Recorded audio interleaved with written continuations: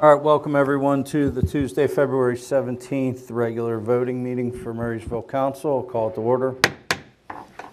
Please rise for the Pledge of Allegiance. Allegiance to the flag of the United States of America and to the republic for which it stands, one nation, under God, indivisible, with liberty and justice for all.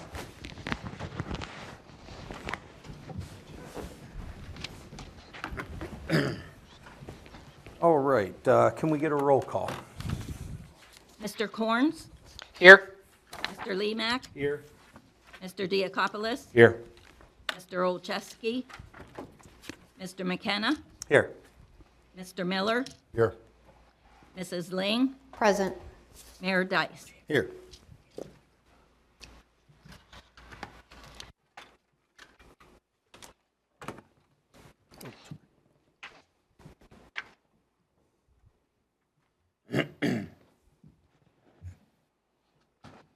Sorry, we're having a few microphone issues today. Okay, Mike, any unlisted amendments? None this evening. That moves us on to consent calendar items. Can I get a motion for that? Motion to approve consent calendar items A through C. Second. Thank you, Jamie and Darren. All in favor? Aye. Opposed? All right, that motion passes. Comments by the mayor. Mr. Dice. Okay, thank you, President McKenna. Can we pull up the slides, please? I am attempting to do so. There There we we go. go. Once again, we're advertising for the AARP tax prep services available at the Murraysville Community Center. February 6th has already passed, so that still leaves the 27th, March 13th and 27th, and April 10th. Please call the number on the screen, 724-374-3780, to make an appointment. No walk-ins will be allowed. Thank you. And then the next one is that the Pleasant Valley landfill, all of Murraysville residents may take items there from April 20th through April 24th during the hours of 6 a.m. to 3 p.m. And then a special day on Saturday, April 25th from 7 a.m. to 11 a.m. And permit passes are also available here at the Murraysville office building at 4100 Sardis Road, Murraysville. And that is all my announcements for this evening. Thank you, President McKenna. All right, thank you, Mr. Mayor. Mike, comments by Chief Administrator. None for this evening. All right. That moves us on to community input. Do we have anyone?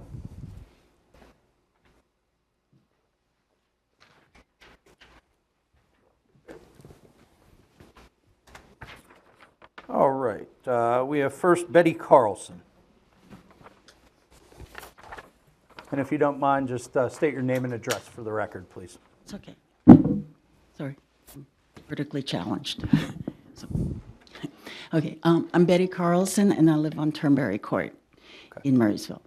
The reason that I came here is because right by Turnberry Court, there's a very sharp right-angle turn from Forbes Trail.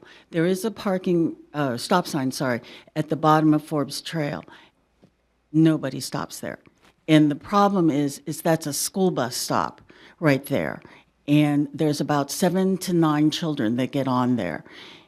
I live in view of that stop sign, and what concerns me is when the school bus picks up children, it goes up the hill, and people coming in the opposite direction can see the stop sign from the school bus. But when they drop off the, wait, is it dropping off? Oh, I'm trying to think of the angle where they don't, when people come down the hill, they don't see the school bus stop sign. And people running the stop sign, I have heard brakes screech so many times. I'm so afraid there's going to be a dead kid there because the number of people that run that stop sign, I'm sorry, I'm getting so upset because it scares me. There's going to be a dead kid there. The kids are little. They're in elementary school when people come flying through in the evening. I don't know what to do.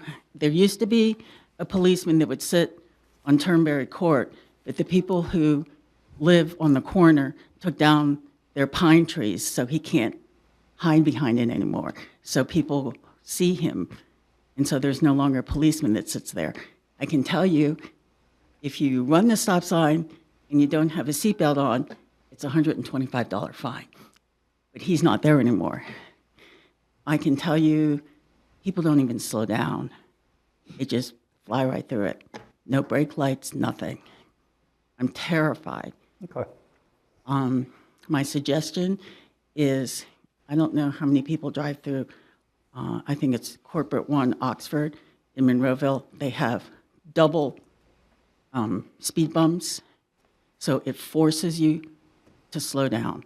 If we could put those by that stop sign, it'll force people to stop. Can we think about that? Well, I appreciate your comments. Anything further? No? Okay. I just don't want to I mean, you take did the care. right thing by coming. We'll certainly address it with our chief of police and see if we can't We'll talk to the get some chief, control and see if we can, see what needs to be done there. and we We'll can look at also that. talk to Dr. Pirana. Okay, thank you. One more stop sign area is Sardis, has the same situation where there's a school bus stop by that right angle turn by the apartments. There's no stop sign there. I don't know what you want to do there, but I know there's a stop sign that's being run on Forbes Road. Thank you. Okay. All right, thank you, Yep, Mayor. thank you very much. you. Next up, we have John Patterson. Greetings. I had two questions on two different. State your name and subjects. address. Oh, for I'm the record. sorry. John Patterson. I live at 3497 North Hills Road. First subject would be the storm sewer maintenance fee or legislation ordinance that was recently passed. I was here for the December meeting, didn't get here for the one after that when it was passed. I guess my question regarding the ordinance that was passed, because I haven't seen it yet or haven't gotten a bill, is that actually a tax or is it a user fee? I'm just curious as to how that was written. Yeah, I can answer that. No, it's established as a fee, so it's not a tax. It's applied based on the impervious surface on various properties, so as opposed to the tax system, which is based on assessment. Okay. So that's going to vary in terms of how people or entities in the borough use that. Correct. By and large, most residential properties will see a flat bill, but as the size or the impervious surface of a property is larger, specifically on non-residential properties, Right. then it's based on that surface area.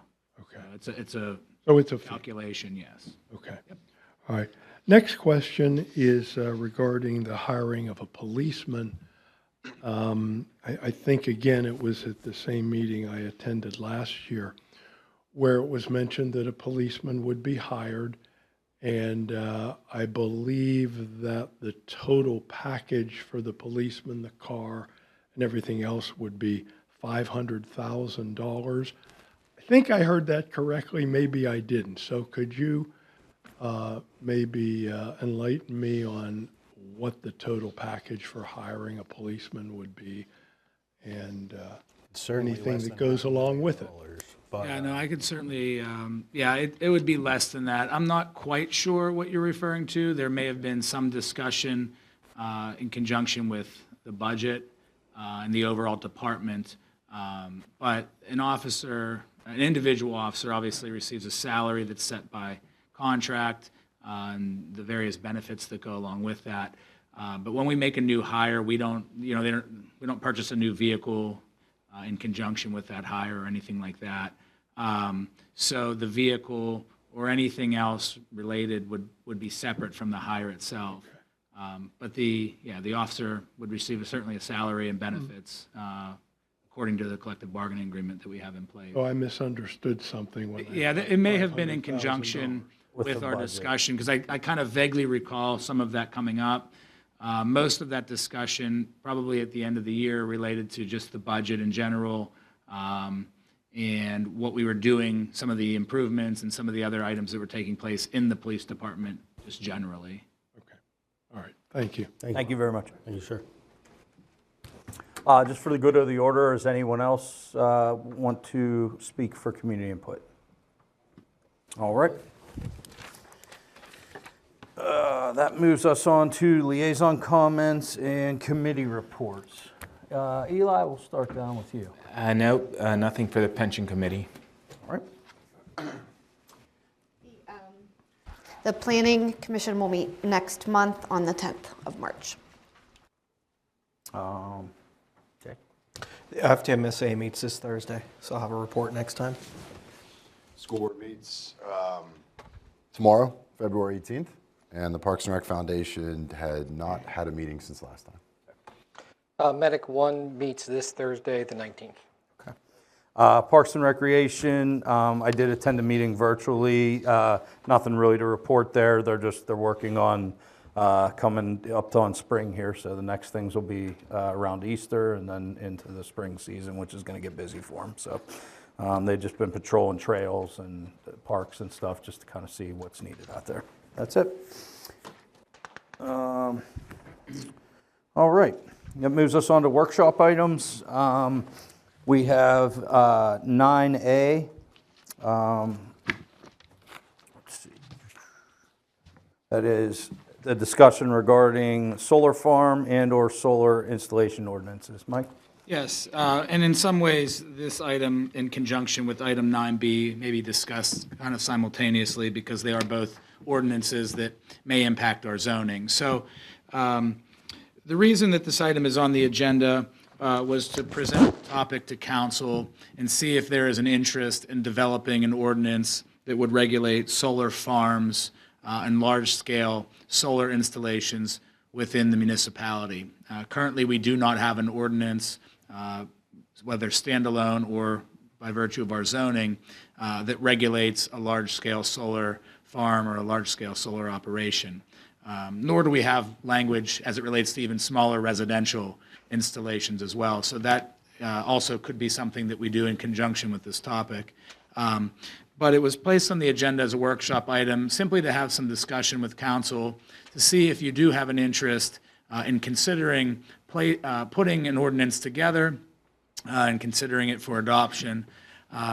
What would essentially make the most sense, what we've done in the past, is if council is in favor of an ordinance regulating something like a solar farm or even, again, as mentioned in 9B, a data center, staff would put together somewhat of a draft ordinance. There are model ordinances out there that exist through the various municipal leagues that we are members of. There are also other communities nearby that have ordinances that are similar. I think our solicitors probably put together ordinances similar to this for other communities as well. So we would certainly start with a template that does exist, and then staff would be able to kind of tweak that and weigh in on it, addressing certain things within the ordinance, and then bring it forward to planning for their review and evaluation of the ordinance itself, and then ultimately, as the process would continue to evolve, it would then eventually get back to council for consideration. So the first step in that process is to hear from council some feedback as to whether you are interested in an ordinance like this, and again, also relating to the data center. I will say to council that the reason why these items were placed on the agenda is because in more recent months, we have been getting calls about both of these items, both solar farms and data centers. Certainly, we want to be able to ensure that we are adequately protected here from a zoning standpoint, that a solar farm or a data center, either one, if they were to come to this community, that they are placed in a location that we see as desirable or that would fit within our zoning regulations, and that we have adequate controls surrounding the installation or development of one of these type of projects. So that is the reason that it's coming up. It has been a topic that has been brought to us internally as a staff and as an administration. So we'd like to see that maybe something can be done. The model ordinances that were presented in the Dropbox to council, if anybody did review, as it relates to a solar farm, you can kind of do it a few different ways. You can do it through zoning. You could do it through the saldo, or even as a standalone ordinance, kind of under general police powers. It probably makes the most sense to do it through zoning. And again, that goes back to the process that I detailed, that planning would review it and have public hearings, and ultimately council would do the same. So it would seem to make the most sense to do it through our zoning ordinance as an amendment or an addition to the zoning ordinance. And then again, same thing with the data center as item 9B. So certainly happy to answer any questions or provide further feedback as to why this item is a topic of discussion. But that is essentially what staff is looking for, is maybe some direction on whether council would like to consider something like this and move forward, beginning to draft an ordinance that could be considered for adoption. Mike, I know you stay in constant communication with other municipalities of same size and similarness to us. What are you seeing as far as how they approach those? Well, they're doing it through zoning usually, and they're adding, you have to identify the type of use that you want it to be, whether you want it to be a permitted use or a conditional use. And so that's essentially what other communities are doing. They're baking it into their zoning ordinances. They're establishing what type of a use that they want it to be, and then setting the different control mechanisms in place of that, whether it relates to setbacks or how, landscaping or various other items that are incorporated in zoning. So that's usually what we're seeing. I believe, and I don't want to put the solicitor on the spot, but I believe he's drafted ordinances like this, so he may be able to weigh in on what he's seen in other communities as well. But that's typically what we're seeing from the surrounding communities that are adopting ordinances like this. I think it's a great idea. I think we need to get ahead of this. Absolutely. Honestly, I think we need to make sure our residents are protected and our emergency services especially are protected. I did read through all 4 of the sample ordinances. They seem kind of bare bones for what we're going to be needing. And I noticed the one for data centers didn't talk anything about remediation. There wasn't an additional ordinance for the BES. So I'm sure that's probably going to follow or be a sister ordinance to it somehow or something like that. But I think this is something that's going to be coming to a town near you. And we need to get a jump on it. Yeah. So I would be in agreement with that. We should be looking at this to move forward. I don't see any reason you wouldn't do it through zoning. If you want an ordinance that's enforceable, a standalone or a saldo is unlikely to stand up. I think reasonable regulation of these kind of uses makes sense. My only thing that I would like to ask is the solicitor, when you're drafting these, make sure that it's a defensible ordinance. That's always the goal, Mr. Corns. I think of the 3 options, I think through the saldo is probably the least desirable in Right. my opinion. I think there's advantages and disadvantages doing it through the zoning ordinance. And I think there's some advantages and disadvantages as a standalone ordinance under the general police power, in particular with regard to size of properties that we may be able to restrict these type of developments to, as opposed to what the property is zoned. But I think that's a matter for a discussion going forward. I did bring 2 samples tonight that I have done with the solar. Both were standalone, and one was a residential and small commercial solar ordinance, and then the other was a large-scale solar ordinance. And there's different restrictions, for each one. Frankly, one is residential and designed to be for use on that property or very small commercial purposes. And the other one would be for large-scale solar farms like we've seen off of the NJ bypass and places of that sort. So I will provide these to Mr. Nestico. He can put them in the Dropbox, and then we can get the discussion going forward. I think the primary concern with the standalone ordinance is it's vulnerable to a challenge that it's not conforming to the MPC. And those challenges have been filed against a number of standalone ordinances. Now, if we do the, saldo, it's got to be under 504 and 506 of the MPC. Right. Do it under zoning, of course, it's the zoning sections. But I think there's also considerations for why you would want to do a standalone. But like I said, I don't know that that's necessarily for this evening, just going forward. My concern really, I think that on a large-scale solar, I think I would expect the council would only want that type of solar installation to be on a large, open piece of property, which has various zoning classifications in the municipality. It could be business, it could be RR, which I think may cause some problems if you try to do it solely within the zoning ordinance. But as I said before, at the sake of repeating myself, I think that's a matter for discussion going forward. Anyone else, council, have any questions? I guess I'm just reading the draft ordinance, and I'm sure we could tease this out. I don't. It's very specific to the use cases like cryptocurrency, blockchain. I don't know how. I mean, some of that's going to go on within a technical business that's not considered a data center, where they're going to have servers, they're going to have backup generators. So I think we just need to be careful not to push them out. Where we wouldn't, I know traditional data centers, that's all it is, right? Racks and racks and racks, and I think that's what we're protecting against. Yes, and I would say that it doesn't have to be as specific to those sort of items. I would imagine that the samples provided by Wes probably aren't as specific to the type of business being conducted, but the overall facility itself. So. Yeah.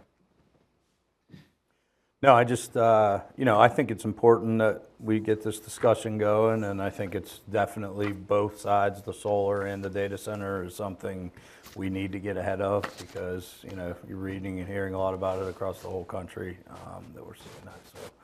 So I think it's the right start. I think we just need to start to discuss it and come up with what's going to work for Murfreesville. So, and just to kind of bookend this same topic, would you also be interested in exploring the smaller scale solar as well? Again, something that we don't really address now, but that may be something we also, it could be a separate ordinance from the large scale. I think, Wes, you provided samples of both of those, but that may be something we also want to have.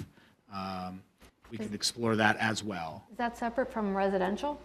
That would be residential. Essentially, a solar farm, large scale, and then the more residential side would be the small scale would be like a residential installation.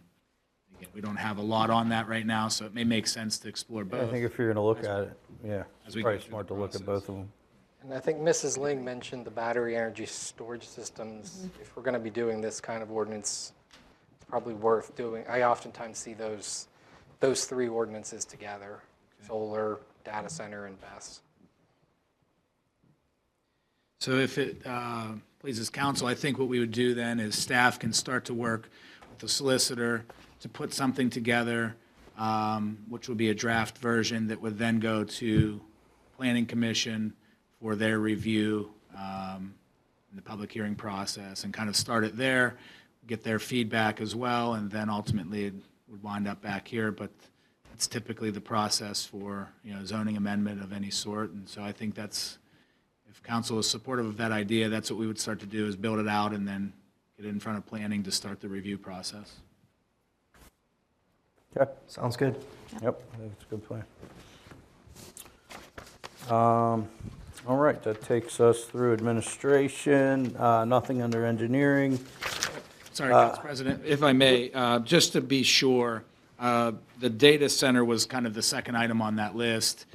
We didn't really touch on that as much, but again, that ordinance would be, if there is support from council, that would be essentially the same thing. It would be built into the zoning.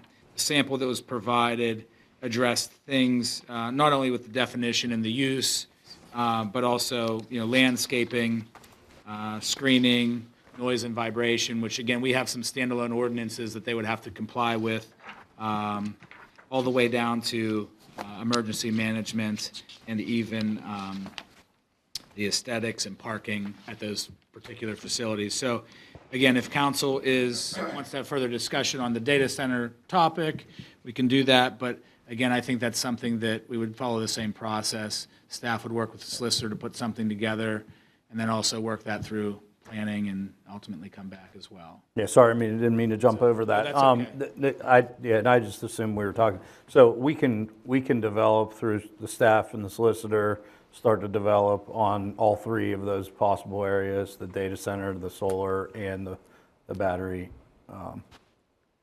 at the same time, right? And then Yes, it would be. It would be separate ordinances, but we can work on them. Yeah, same process. Same process. Large scale solar, small scale battery, and then data centers. Yeah. I think are the. Can I make like a suggestion or two, since I was kind of I know that I had said that these were bare bones, they were just examples, but the one thing I did notice between the solar farm and the data ordinances, the solar farm, we're calling for remediation of, upon closing that business, I guess is really what it is.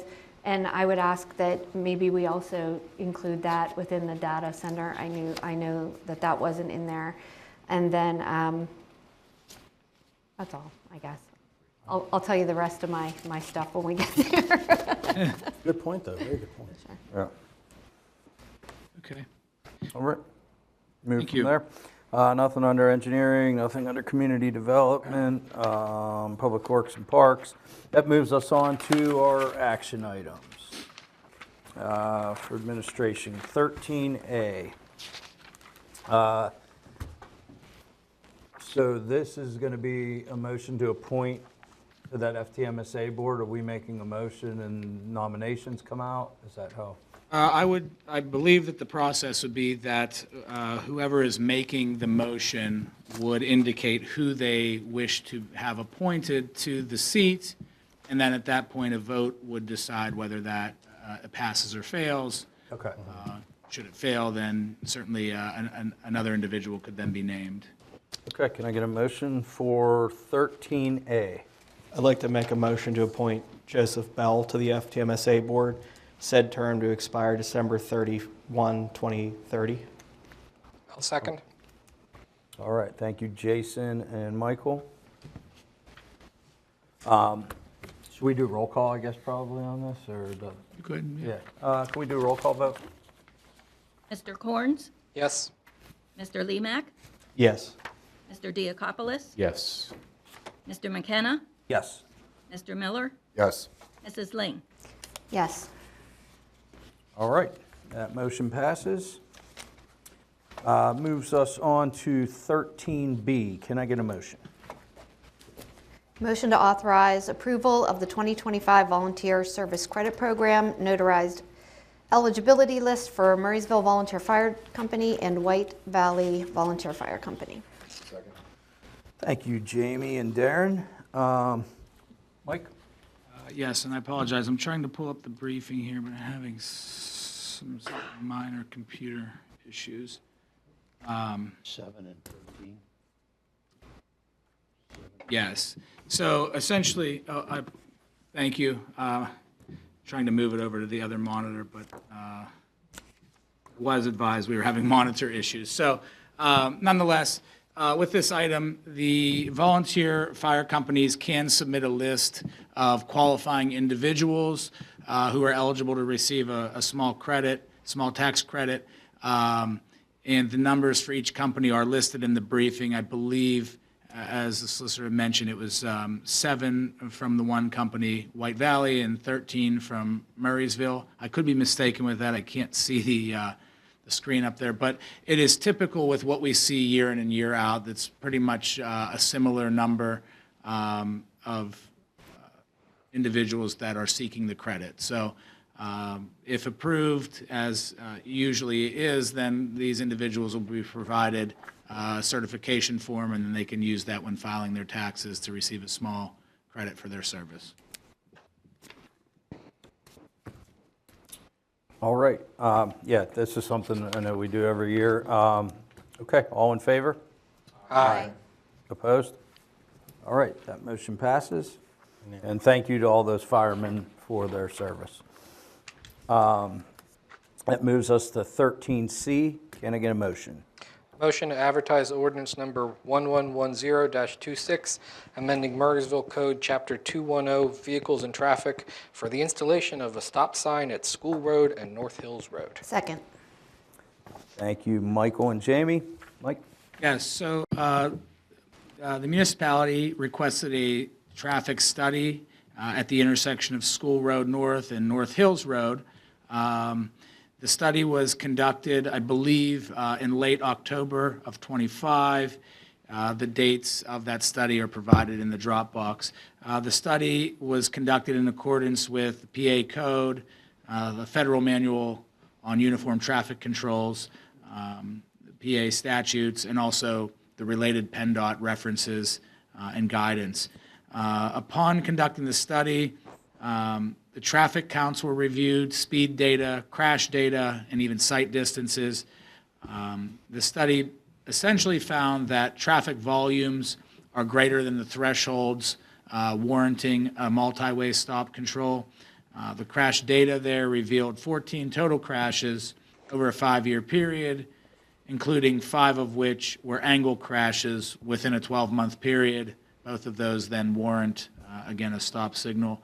The stopping sight distances were adequate as currently situated both at the posted speed limit of 35 miles an hour as well as the 85th percentile speed of 43 miles an hour. But even without the sight distance being a concern, the study still found and warranted that an all-way stop control is recommended at the intersection. So this ordinance, if council chooses to advertise, would essentially be for the installation of the stop sign at this intersection. I do know that in my time here and even prior to my time, this intersection has been quite a topic of conversation as it relates to the safety and the speed. Certainly, as we know, we've talked about many times, stop signs are not meant to control speed. But again, being warranted based on the crashes and the traffic volumes, knowing that the community has at many times expressed interest in having a multi-way stop there, it does seem to be warranted based on the most recent study. So if council wishes to advertise and approve the ordinance, that would be for the installation of the stop sign at this intersection. Any questions from council? I just wanted to just say for the public who are watching that in addition to the stop sign, for a period of time, there would be like a flashing light or something like that. Since a lot of people, you know, it's just habit. You're used to not stopping there. That's all I wanted to say. Yeah, I think a lot of people late for school and work, and it's going to be a little shocker, but it's definitely warranted. I've lived there all my life, and that's it. That gets speedy coming down there. So, just Michael, would that flashing light, would it be in all 4 would it come from all? So here's what the recommendation is from the consultant that did the study. You'd add stop signs and all-way plaques, red reflective posts in all directions on School Road, or both directions because there already are 2 stop signs there. There'd be a 24-inch wide white stop bar in proximity to the new stop signs on School Road. We would add supplemental all-way plaques. They have the sizes here, I believe 18 by 6, below the existing stop signs. On North Hills Road, they would remove the existing cross road signs along School Road, and then they would add stop ahead signs in both directions along School Road. Those would be 36 by 36 signs, approximately 360 feet from the proposed stop bars.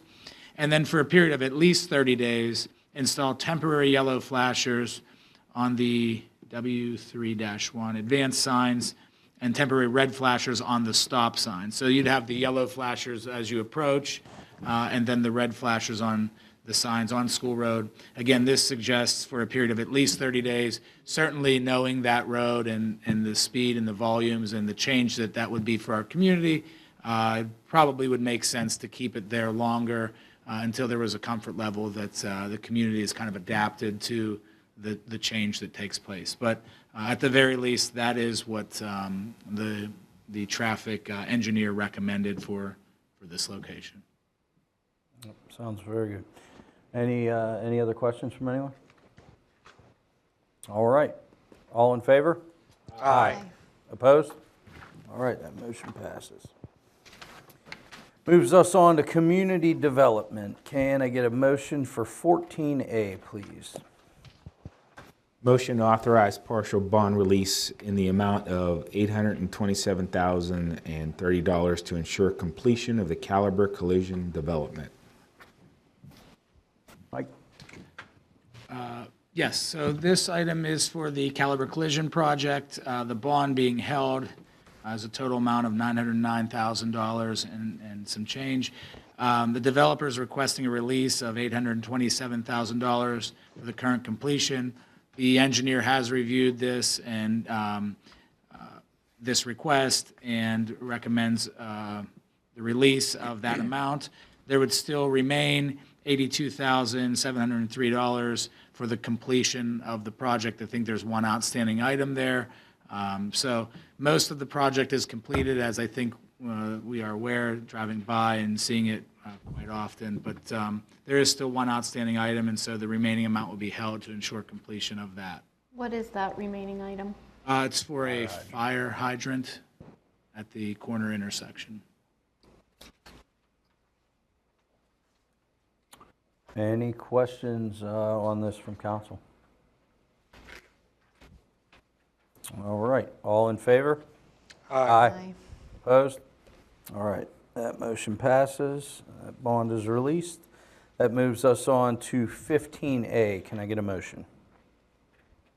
Authorize advertisement of the 2026 overlay project, DPW-1-26. Second. Thank you, Michael and Jamie. Mike? Yes, this item was included in the 2026 capital improvement program with an approved budget of $1.5 million. Staff is looking to put this project out for advertisement. The roads, the main road that would be considered in this project is Sardis Road from Old William Penn to Maymont. So that's a large chunk of what this project would consist of. There are other roads that are included in the CIP that are up on the schedule to be considered. But as we do every year, the engineer and the public works director will go out and survey the roads after the weather breaks to determine which roads need to be paved, which ones are in better or worse condition, and ultimately make decisions on the final roads that would fall into this project. So right now, staff is looking to advertise the project. It's bid out by the, I believe it's by the yard, cubic yard, if I'm not mistaken. But nonetheless, or the tonnage, I take that back. It's bid out by the tonnage, so we kind of know what we're working with. But the roads will be determined once the weather breaks and all the snow melts, and they can get out there and get a good evaluation of the roads that are on the list and the ones that maybe have popped up over the last year or so that are in need of repair, and then those will be included in the project. All right. Yeah, Mother Nature wasn't too nice to roads this one, all the cold that we had. But, okay, any questions from council on the overlay project? All right, all in favor? Aye. Opposed? All right, that motion passes. That moves us to 14B.